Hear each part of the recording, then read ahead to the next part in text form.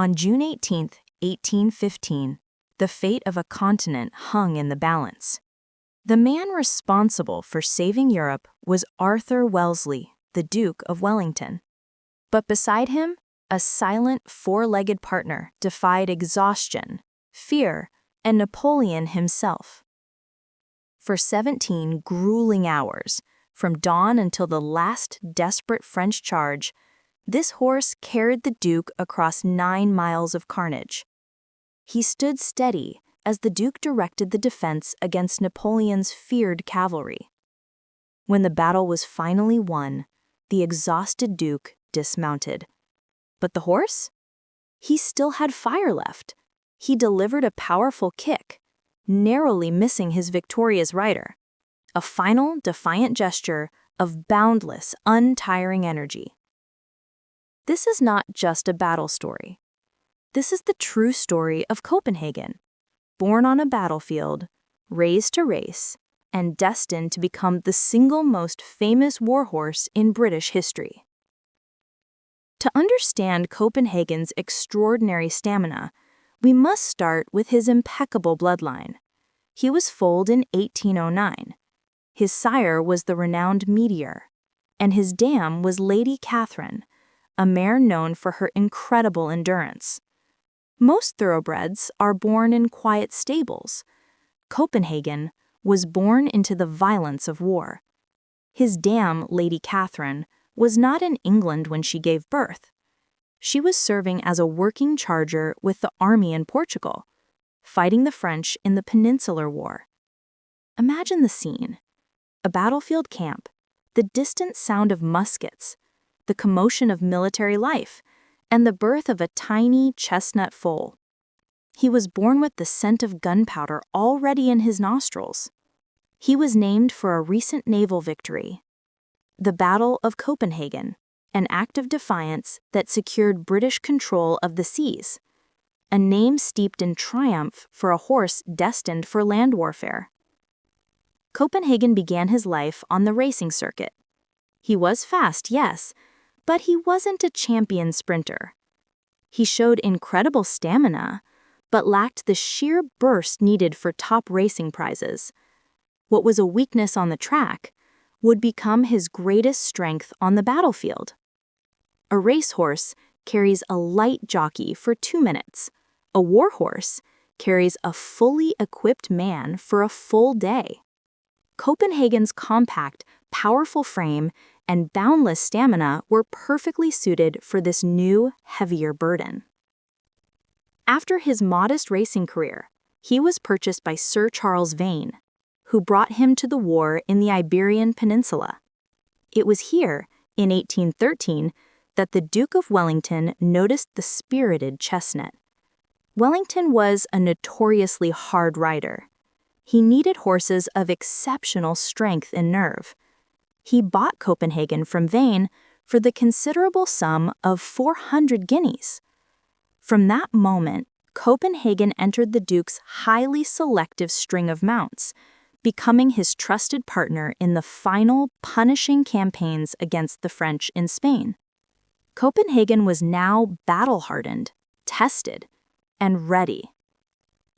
The war seemed over in 1814.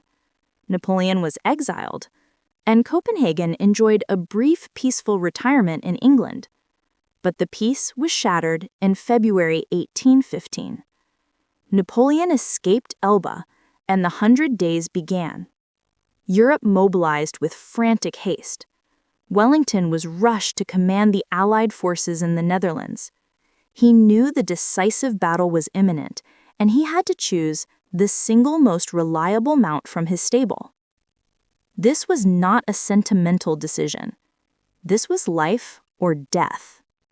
The commander's horse had to carry him for miles, endure constant shelling, and remain perfectly steady in the face of roaring French charges. The horse needed to be an extension of the commander's will. Wellington chose the horse he trusted absolutely. The seasoned veteran who had proved his nerve in the Peninsular War, he chose Copenhagen. The night of June 17, 1815, was miserable.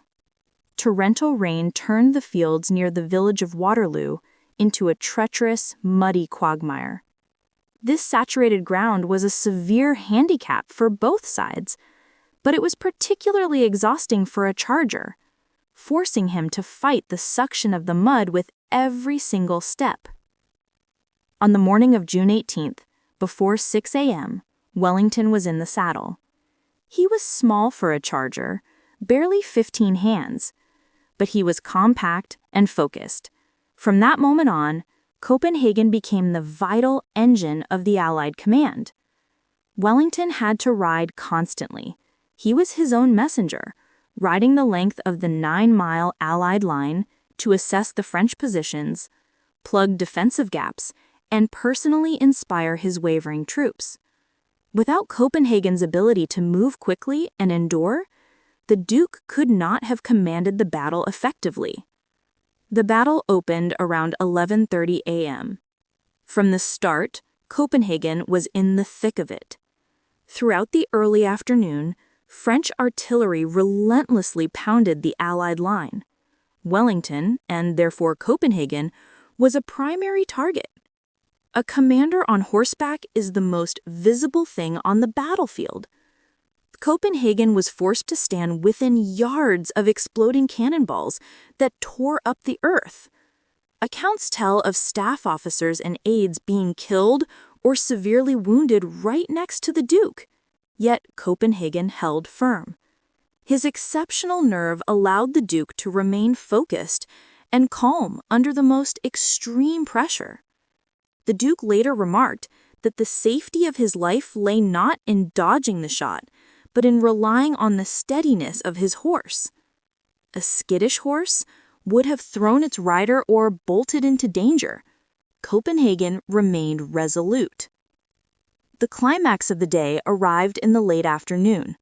Marshal Ney launched wave after wave of the French heavy cavalry against the Allied infantry, forcing the men into desperate, prickly squares.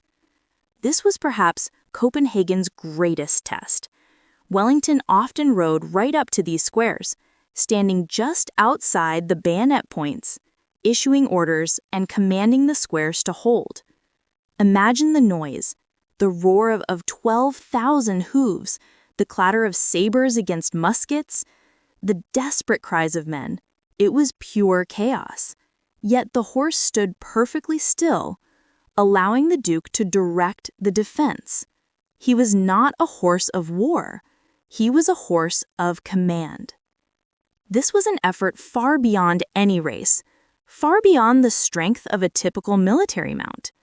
Copenhagen was forced to carry his rider continuously through heavy mud and under heavy fire for hour after relentless hour. The final hour of the battle arrived with the charge of Napoleon's elite Imperial Guard. When that charge finally broke and the French army fled, the battle was won. Wellington and Copenhagen had been in the saddle for nearly 17 hours. The Duke spent another 2 hours organizing the pursuit and the wounded before finally returning to his headquarters late that night. As Wellington finally dismounted, he was utterly spent, mentally, physically, and emotionally. He patted Copenhagen on the flank, whispering a word of thanks. But Copenhagen had one last piece of defiant energy left. In a sudden, playful, or perhaps simply exhausted gesture, the horse delivered a powerful kick with his hind legs, narrowly missing the Duke's head. Wellington, the man who had faced down Napoleon, simply laughed. It was the final, perfect anecdote of a horse who simply refused to quit. When the Duke of Wellington returned to England a hero, Copenhagen was right beside him, a living symbol of the great victory. His work was done. He was retired immediately to the Duke's country estate, Stratfield Say House. No one, even the Duke, ever rode him again. For the next 2 decades, Copenhagen lived a life of pampered luxury. He became a celebrity. visited by tourists and affectionately spoiled by the Duke's family. It's rumored that the housekeeper regularly fed the war hero slices of cake. Copenhagen died on February 12, 1836, at the age of 27. A long life for any horse, let alone a veteran of such a brutal campaign. The Duke of Wellington was deeply saddened by the loss of his old friend.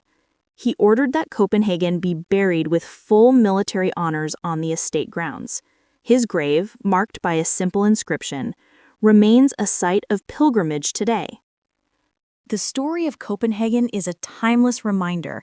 He was not awarded medals, but his strength and nerve were as critical as any cannon or bayonet. He was the unsung hero, the silent partner who carried the burden of command and proved that true courage is found in the ability to simply keep going when everyone else has fallen. Copenhagen was more than a horse. He was the iron engine that powered the Iron Duke. His legacy is one of endurance, loyalty, and sheer unbreakable spirit. A chestnut thoroughbred who, by simply refusing to tire for 17 hours, helped change the map of the world. We hope you enjoyed this deep dive into equine history. What other incredible war horse stories would you like us to uncover next? Let us know in the comments below. And don't forget to like this video and subscribe to Living Horse for more epic tales from the world of equines. Thanks for watching.